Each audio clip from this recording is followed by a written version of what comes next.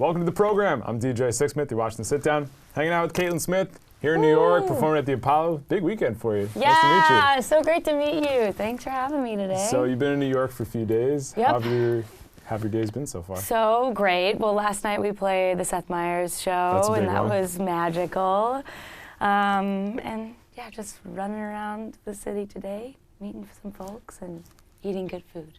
Have you had anything that's been great so far? I mean, yes, but it was also mixed with some good wine, so I don't even know where we were. You've just been enjoying. It was all, yeah. I like it. It's all good.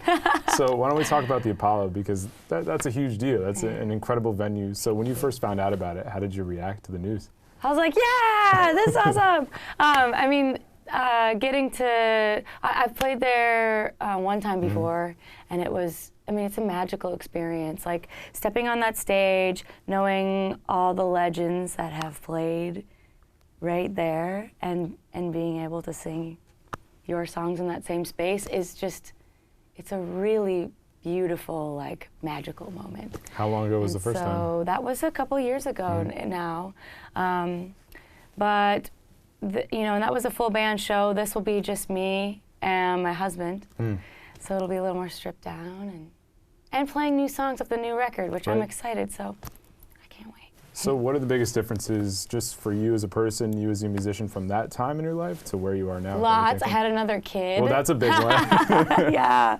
I'm now a mother of two. That's awesome. Congrats. Thank you. Which is a bit of a circus as a traveling musician, but since my husband plays in my band, we've got the nanny, we get the kids all packed up, and it's just a traveling mess. Yeah, and they get to see all these different places. But I wouldn't want it any other way. It's really the fact that we get to do it all together. It's a dream come true. That's really cool. So how has the music evolved in addition to that? Yeah, I feel like, I write about what I know, and a lot of the songs on this record are about, my life in the last couple years. It talks a lot about my marriage and a little bit about being a mom and the highs and lows of being on the road. And so a lot on this record just has to do with kind of all the change and the moving parts in the last few years. I think that's the beauty of music, is that you can be so vulnerable with it, and it's a safe space to do that, but yet you are exposing parts of your personal life. So totally. When did you get to a point when you're like, music is somewhere that I can just have this space to just really unleash everything that I'm thinking about here? Yeah, I mean, I started writing songs way back. It's like, I was probably 8 years old, writing my first songs, and it started as poetry, and then putting music to that. And so, at a young age, I was sussing out my emotions and processing through writing and through music. So. Yeah, because sometimes we can't even vocalize it. We need to write it down first. And the same thing with music, I'm sure. It's like you start having a few lyrics here, but it doesn't become fleshed out until you actually write it down. Yeah, totally. Yeah. So you had the lyrics thing going on, you're writing music. You have a really strong vocal presence as well. So when did you realize that is something that you had in your arsenal? Yeah, I mean, I really started doing music super young. I was like 7 years old and started singing in the church. And I'd sing and people would be like, "You're really good." And I was like, "Okay." And just kind of kept doing it, sang at county fairs, and just started booking little gigs. Put together a band as a middle schooler, awesome. And made my friends play songs that I had written. And so just, as a kid, really just finding my way, I really love this music thing, and realizing I couldn't get enough of it. It's really been a part of who I am since the beginning. So you mentioned some of those little moments. What are some of the bigger ones? As you're starting to build out your career, what are some notable moments where you're like, wow, this is really cool. I can't believe I'm performing here. I can't believe I'm writing for this person. Give me a few of those. The whole winding road has been bizarre to me and crazy. Right? I started off, young, performing, moved to Minneapolis and made a couple indie records, and that was a magical experience in itself. Making my way to Nashville and finding out that songwriting is a job, and you can get a publishing deal and write songs for other people. Getting my first publishing deal was a big fun thing. But then when people started recording my songs, that was this is crazy.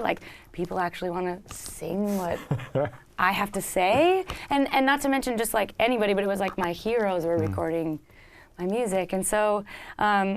you know, I don't take any bit of the journey for granted. Like, you know, any little venue that I get to play where someone's going to listen and be, you know, and connect with my music is like, it's still beyond me. Yeah, I'm sure it's pretty mind-blowing. Yeah, like whether it's at the Apollo Theater or just, you know, a grungy club, it's all special. So I want to learn more about the process. So like you write a song, and then how does like a Dolly Parton come to the table, or a Meghan Trainor? Like what? Take me through like the different steps. Yeah, that it's go different through. every time, depending on if you're sitting down writing the song with the artist, which a lot of times, like in the Nashville songwriting community, you know, you're set up to write with the artist, or sometimes you're just writing with another collaborator and thinking, well, who do we know that's going to record a record soon? You know, and so it's two different processes. If you're sitting down with the artist, like the Meghan Trainor song, great song. You know, thank you, That's awesome. thank you. You know, but she was, you know, hadn't even signed her record deal when we had written that song, and we were just making something up, thinking about Kelly Clarkson or something that day. And, but then she went in to make her record, and that song, like, you know, she still loved that song, and so, you know, called up her friend John Legend, and then it becomes a thing. It becomes a hit, which is crazy.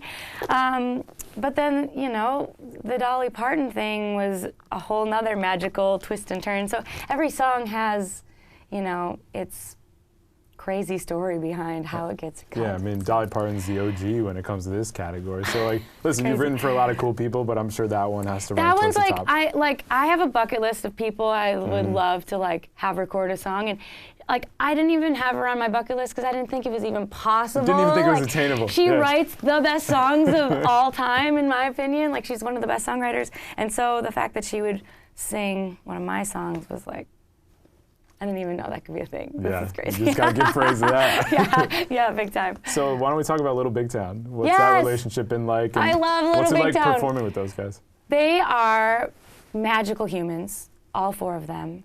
I've written with a couple of them. You know, I got to open for them on their Ryman residency a couple years ago, and so I've gotten to know them through the years, through various things. And so the fact that I get to spend the next 5 months of life touring with them is going to just be magical. Because they're good people. It's great music. It's going to be beautiful rooms. I mean, I can't complain. What have been some of the cooler rooms you've played? Because like you played a bunch of different spots, played with a lot of different people. What are some that stick out to you along the way? I mean, one of my favorite all-time places I've ever played is Red Rocks. It was years ago. I got to open for Willie Nelson. Oh my gosh. From what I remember, it was the best. Right, a tour tells you with everything Willie. you need to know about hanging with Willie Nelson. Come on. But it was magical, like getting to, you know, he ends his set with the gospel songs and usually brings his opening acts out to sing with him. And so getting to sing the gospel songs at Red Rocks with Willie was like, that's an all-timer. That's like an all-time. That's my favorite memory. That's really cool. So if people haven't checked out your music, what are some big things you want them to know just about your style, your lyrics, just what you bring to the table overall? Yeah. Well, especially this new record, I feel like it has all the feelings.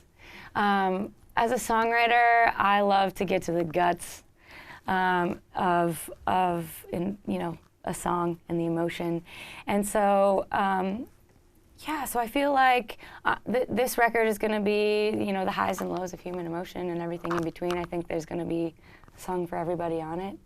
If you're really sad, there's lots for you there. Or if you want to slow dance in the kitchen with your spouse, like there's some sexy songs on there too. So, all of it.